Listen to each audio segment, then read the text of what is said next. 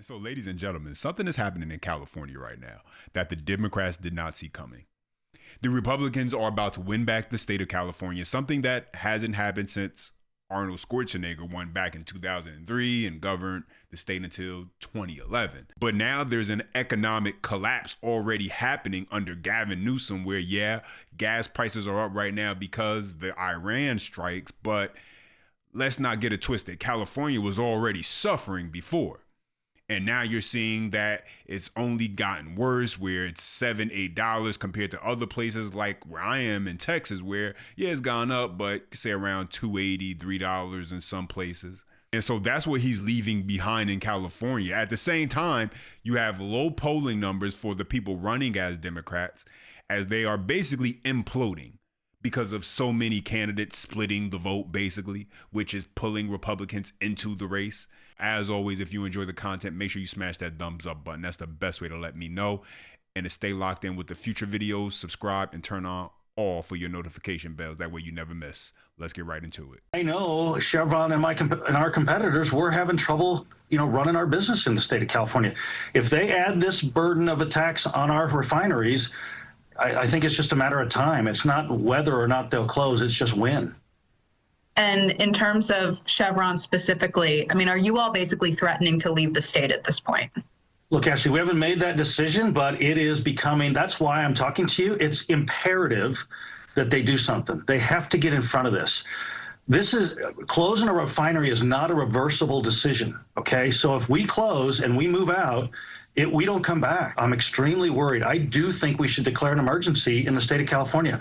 I think lawmakers need to take this seriously. And so Chevron is weighing the option when it comes to leaving California, which is something a lot of people in California are already doing, as it ranks as one of the highest states losing residents, along with other Democrat-led states like Illinois, New York, New Jersey, Massachusetts. And so companies and people are leaving these places to go to red states. And I've said this before, ladies and gentlemen. I left New Jersey because I was tired of everything, the cost of living, the policies, and everything that came along with it. So I moved to Texas, and I came here wanting to support Republicans, seeing how well the state of Texas is doing. But you have people who leave these failing states and then want to turn red states blue. And they keep voting for the same things that ruin where they left, which clearly makes absolutely no sense. And so now you have a California state senator speaking out, saying neither Gavin Newsom nor Democrat leaders responded to the calls for an emergency session on the oil and gas, like we just heard from the Chevron rep. But let's take a listen. In terms of just your call for the special session, did you ever get a response from the governor?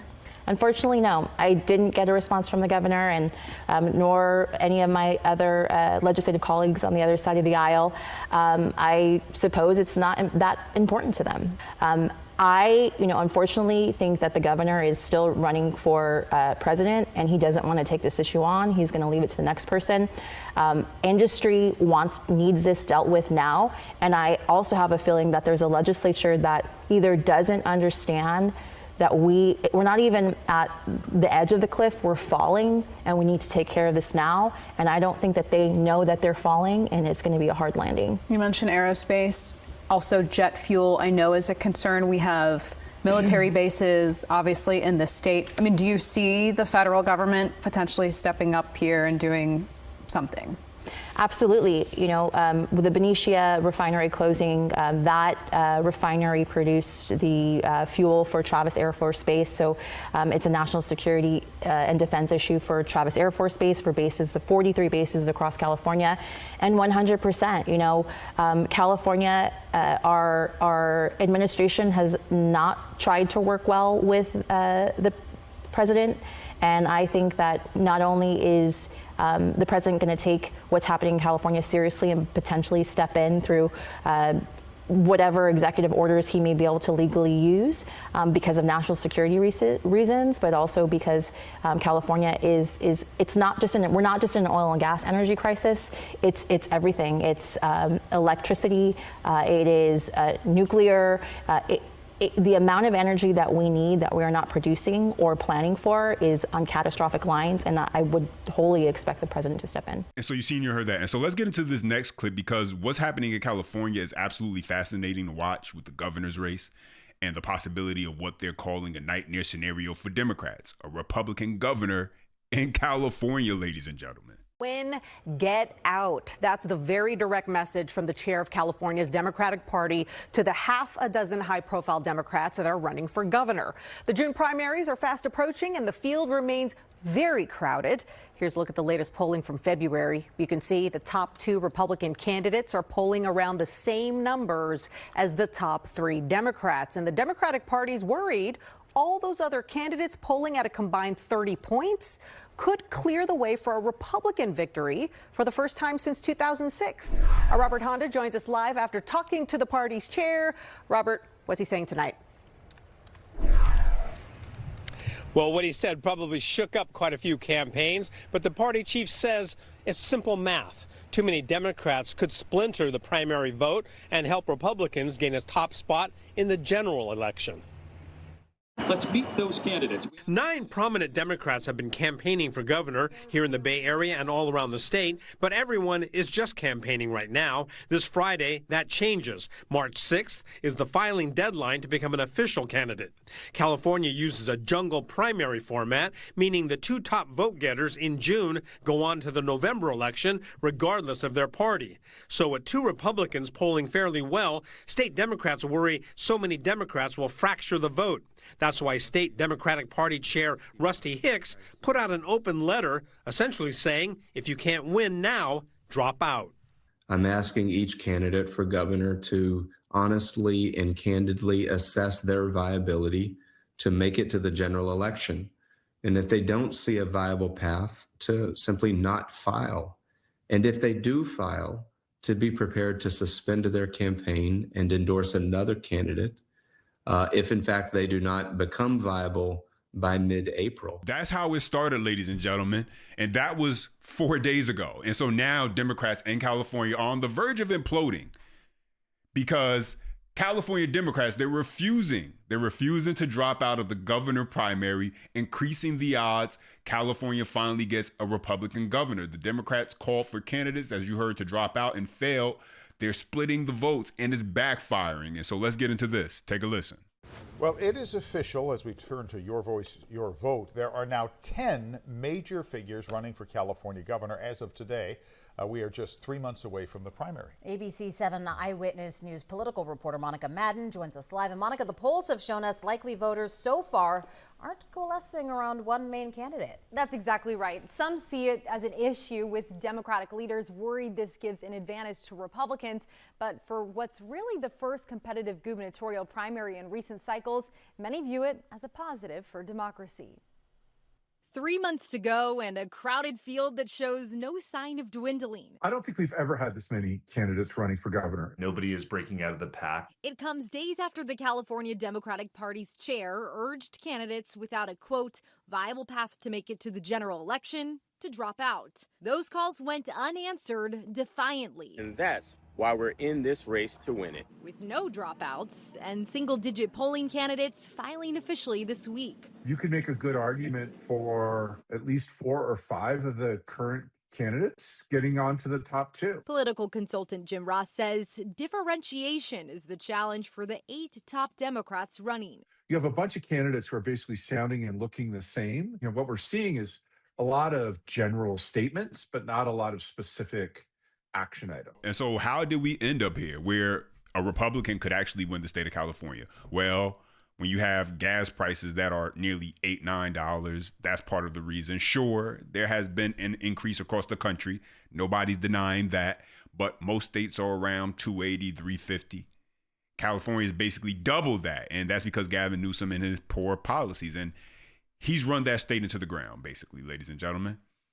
And now you have a group of Democrats, none of whom are standing out. They're splitting the vote, not to mention the crime and the cost of living, the homelessness issue. All of these things have added up to what we're now seeing happen.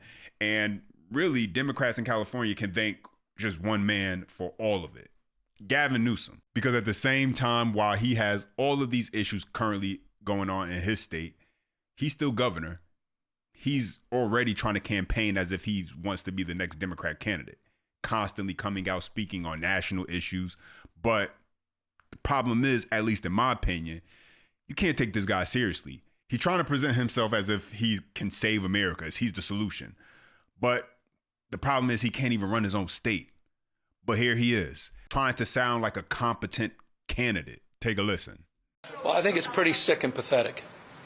And it just said everything you need to know, the setting that we're under. That they chose the time, manner, and place to send their district director outside right when we're about to have this press conference. Said everything you know about Donald Trump's America. And that was top down. You know that for a fact. They'll deny it, I'm sure. Maybe they won't deny it. Said everything you know about the authoritarian tendencies of the President of the United States. I said it a moment ago, wake up, America. Wake up. You will not have a country if he rigs this election. You will have a president who will be running for a third term. Mark my word. I wasn't exaggerating when I said that I received in the mail a Trump 2028 hat from one of his biggest supporters. These guys are not screwing around. The rules do not apply to him. The most corrupt president in history. He doesn't believe in free enterprise, crony capitalism. He is wrecking this country, wrecking the economy. He's a lawless president. Wake up, America. Wake up to what's going on. And so you heard that, ladies and gentlemen. And so you had Gavin Newsom fear-mongering. He wants you to believe that Trump is going to be the last president and that he's going to run again. And he's telling everybody all these things, you're going to lose this country. Everything we heard from the Democrats back in the last election, not realizing that Trump is trolling him with the 2028 hats.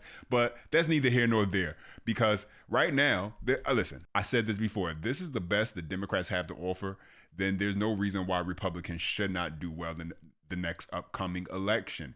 You have Harris, Kamala. She's polling right now at 33%. This is coming from the latest polls, the Manhattan Institute. Newsom at 28%, Shapiro at 16%, AOC at 13%. In a two-way race, they have Harris at 44% and Newsom at 42%. And so, listen, I'll say this right now, whether it's Harris or Newsom, that would be a welcome opponent. I believe many Republicans feel like Harris or Newsom, just based on who they are. Clearly, Harris from the last campaign showed her inability to even articulate and speak it without word salads. And Newsom, how do you defend and how can you explain running the state of California into the ground and the expectation that yet the American people should trust you with the entire country? And so we'll see how that all goes. But as always, those are my thoughts and the updates. Now let me hear from you. Drop your comments down below.